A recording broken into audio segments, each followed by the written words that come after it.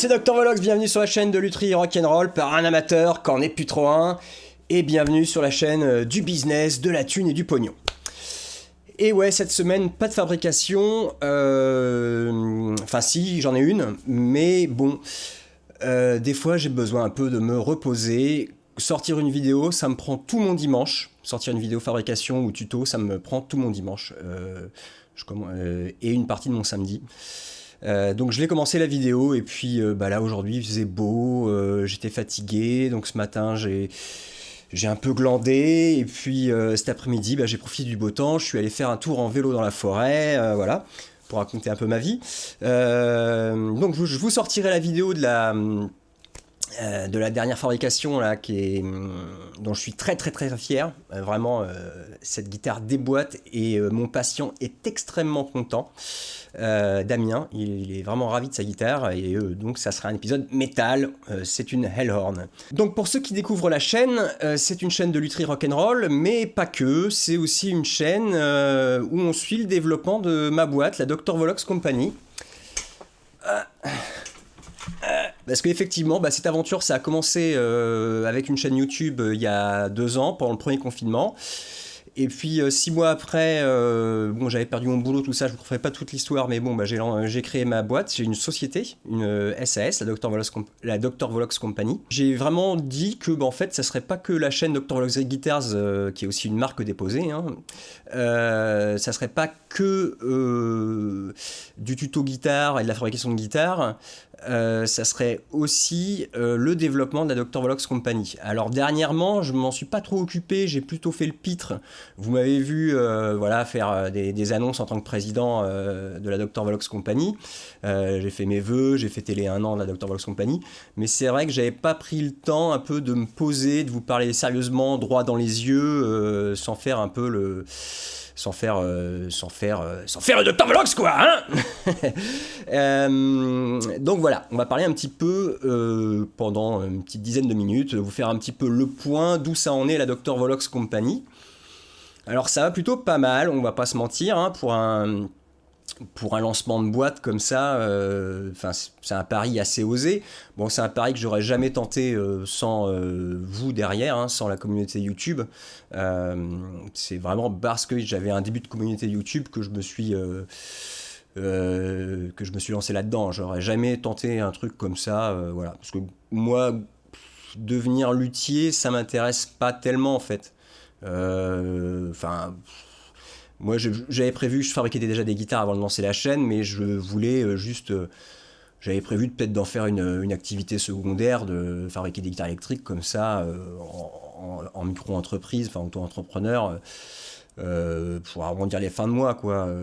Mais je savais déjà un peu ce que c'était la réalité de la lutherie, entre guillemets, quoi. C'est que, un luthier il fabrique 2 ou 3 guitares par an et puis sinon il passe son temps à faire des réparations, des choses comme ça, quoi, des réparations, changer des frettes, voilà, bon, c'est pas, ça m'intéressait pas plus que ça. Bon, enfin, voilà, j'aurais pas craché dessus non plus, mais bon, j'avais envie d'un petit peu de faire autre chose, quoi, ça m'intéressait pas non plus, voilà, de faire des guitares à 2, 3, 4 000 euros. Des guitares que les gens peuvent pas se payer, quoi. Et en plus, faut quand même savoir que une guitare de luthier, c'est un très mauvais investissement. Vous l'achetez, vous vous mariez avec, quoi, hein, de toute façon.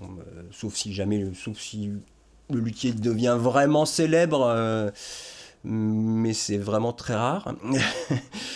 Donc voilà, moi j'avais pas du tout envie de faire ça, j'avais envie de créer vraiment faire de la création de modèles de guitare, parce que je suis quelqu'un de créatif.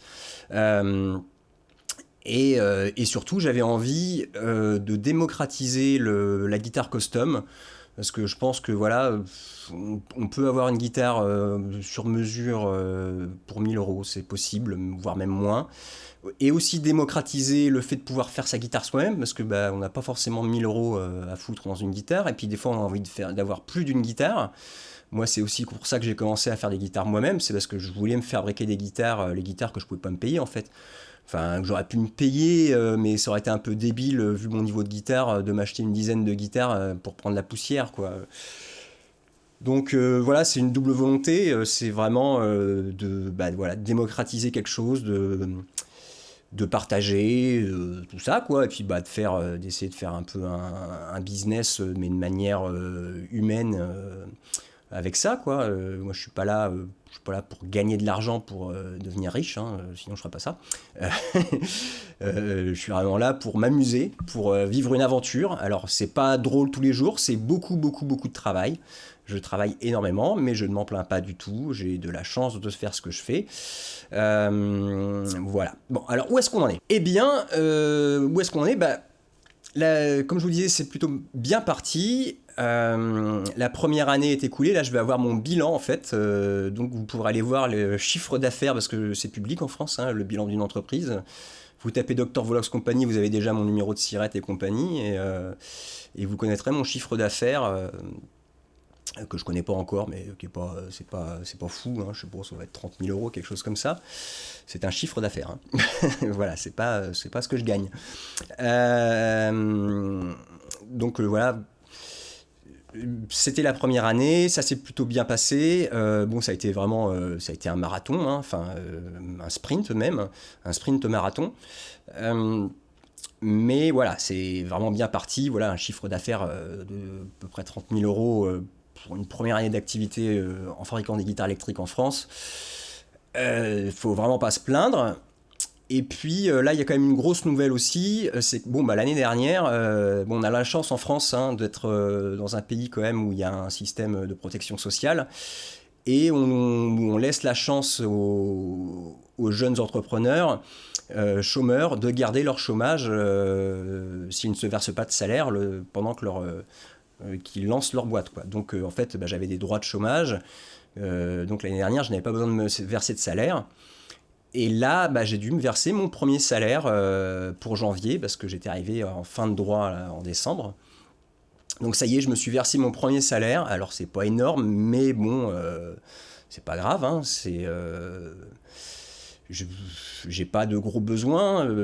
Je travaille de toute façon 60 heures par semaine, donc j'ai pas beaucoup le temps d'avoir comment dire, j'ai pas beaucoup le temps de sortir, hein, etc. Et puis bon, en même temps, en ce moment, sortir, c'est pas toujours facile. Premier salaire, donc vraiment, là, ça a été, c'est bizarre, hein, quand même de se faire un virement de ce compte pro à soi, voilà.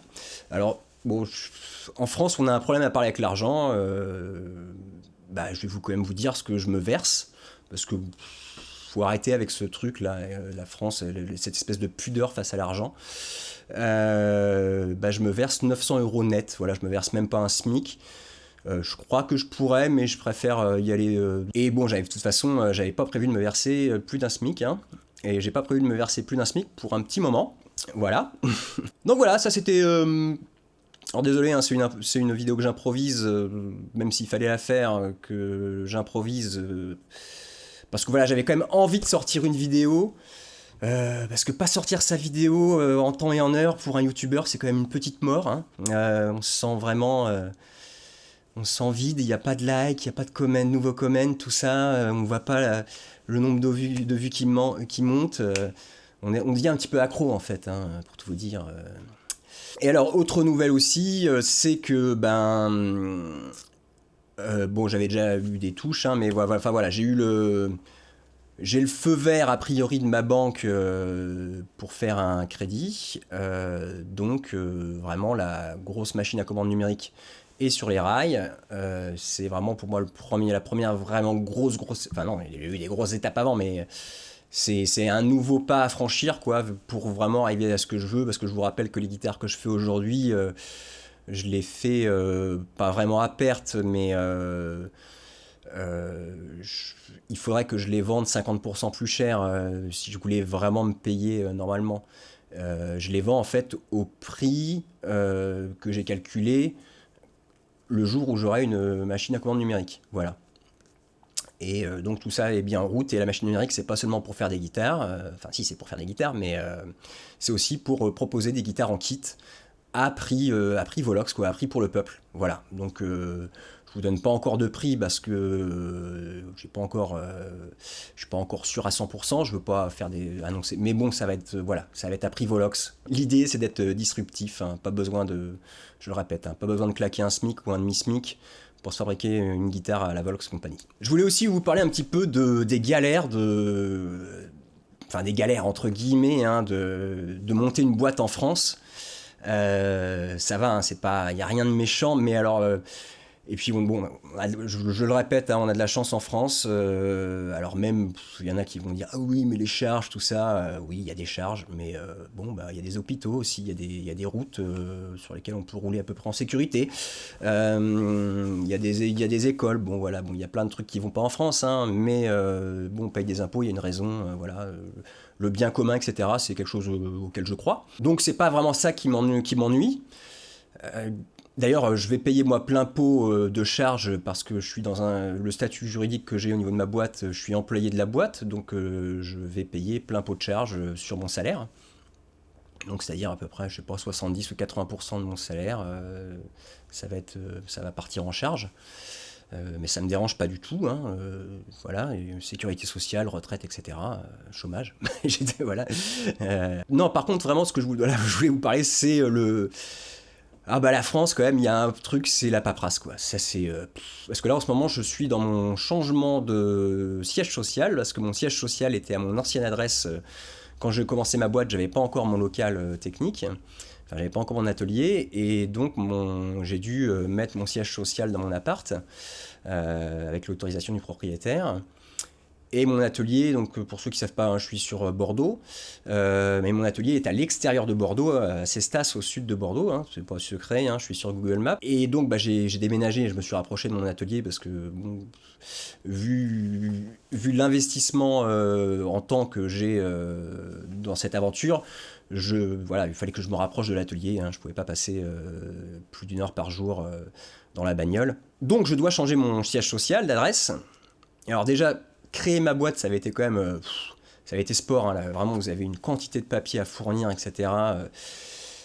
Rédaction et encore on a de la chance, hein, j'ai pu monter ma boîte, je le répète, hein, en France on est quand même aidé, j'ai pu monter ma boîte sans avocat, sans comptable, voilà, j'ai économisé, j'ai pu le faire moi-même, ça m'a pris du temps. Mais bah, à la chambre de commerce, j'ai pu aller voir gratuitement un avocat qui a relu les statuts que j'avais fait, enfin que j'avais copié-collé hein, et que j'avais adapté pour moi. Donc voilà, on a quand même de la chance en France, faut dire ce qui est. Mais bon, bah, il y a l'administration à la française. Et alors là, bon, bah, juste un changement de siège social. Là j'ai perdu une journée, j'y ai passé une journée la semaine passée là. Et pour me rendre compte qu'il y avait un truc qui allait pas, et encore heureusement que j'ai appelé la chambre de commerce avant, enfin non, c'est la chambre des métiers. Heureusement que j'ai appelé la chambre des métiers avant pour vérifier que tout était bon. Et on me demande vraiment, enfin voilà, je sais pas où est-ce que j'en ai fait, tiens, j'ai imprimé une pile de papier et puis en fait pour rien, faut que je touche réimprime parce qu'il il manque un petit truc sur mon adresse, voilà. Donc voilà, la paperasse à la française. Alors là, je réfléchis, je me dis, j'avais prévu de dire plein de trucs, je dois en oublier. Je voulais faire un plan, et puis bon, bah, l'après-midi a avancé, j'ai pensé à plein de choses, mais j'ai jamais rien mis par écrit. Ce qui fait que je vais sûrement oublier des choses sur ce que je voulais vous dire.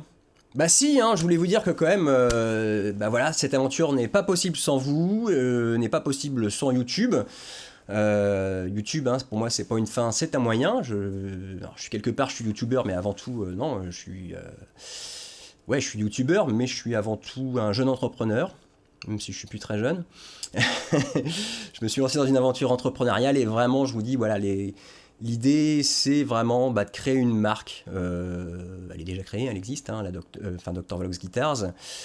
Mais bon, de la faire grossir, de créer une société, de la faire grossir, de créer de l'emploi en France, de faire du local, voilà quoi. Je crois que tout est dit. Donc voilà, l'idée, hein, c'est pas que je reste tout seul, mais bon, je vais être encore tout seul un petit moment parce que bah, au début, voilà, il faut mettre tout en place avant de se permettre de prendre quelqu'un avec soi, parce que voilà, faut pas mettre la charrue avant les bœufs. Donc au début, bah, faut tout faire tout seul, et c'est vraiment parce que voilà, je fais pas que des guitares, je fais aussi, je fais aussi la promo, la com. Je fais pas la compta, mais bon, mon comptable, il faut quand même que je lui donne à manger, hein, faut que je mette de l'ordre dans ma paperasse, etc. Voilà, et puis bah, des fois, pour faire des économies, il faut que je fasse des démarches administratives moi-même, parce que bah, là, le changement d'adresse, mon comptable, il pouvait me le faire, mais il y en avait pour presque 1000 euros. Oui, il y en avait pour 1000 euros. Hein. Il y en avait pour 1000 euros. Et puis bah, je comprends pourquoi il y en avait pour 1000 euros, parce que, enfin bon, les comptables, hein, ça s'en met plein les fouilles, c'est normal, mais voilà, hein, moi j'ai déjà passé une journée, et il va falloir maintenant que j'aille à la chambre de commerce, ça va me prendre... Bah, déjà, faut que j'aille à Bordeaux, ça me prend une demi-heure, et puis sur place, je vais sûrement y passer une heure, en espérant que j'ai tout, hein, parce que je peux très bien aller là-bas et me casser les dents que j'ai oublié une virgule à un endroit, ou quoi que ce soit. Enfin, voilà, ou que j'ai fait une faute dans l'annonce au journal officiel, enfin... Je vous fais pas la liste de tout ce qu'il faut pour un changement d'adresse, mais il en faut quasiment, en fait, il en faut presque autant que pour créer la boîte, juste pour changer son adresse, quoi. Et ça avait été vraiment le sketch, hein, pour créer ma boîte. J'ai fait des allers-retours entre chez moi, donc à l'époque j'habitais à Bordeaux même, donc c'était assez facile avec la moto. J'ai fait des allers-retours, j'habitais à 10 minutes de la chambre de commerce en moto, donc j'ai fait des allers-retours entre chez moi et la chambre de commerce. Bah, je retournais chez moi, réimprimer des papiers, etc. Enfin, l'horreur, voilà.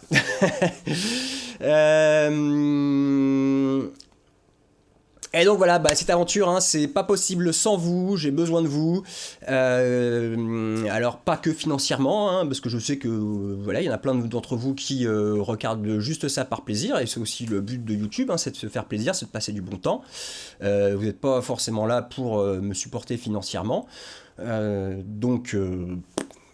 Mais si vous me battez juste par plaisir, bah au moins pensez à mettre un like, hein, c'est un algorithme, mettre un like, mettre un commentaire, et partager avec des amis que ça peut intéresser, etc. quoi. Et aussi, je voulais vous dire un petit instant promo, j'ai le deuxième épisode de ma nouvelle chaîne, hein, Dr. Volox Rocks, où je me suis lancé dans une nouvelle aventure, entre guillemets, c'est pour de bon apprendre à jouer de la guitare, quoi. Enfin voilà, parce que j'en ai marre de fabriquer des guitares et de pas vraiment savoir en jouer. Donc l'épisode numéro 2 est en ligne. Je vous mets le lien, tout ça. Voilà, je crois que c'est tout pour aujourd'hui. Excusez-moi pour ce truc d'impro où j'ai dû me répéter plusieurs fois. Bon, de toute façon, je vais couper comme d'hab.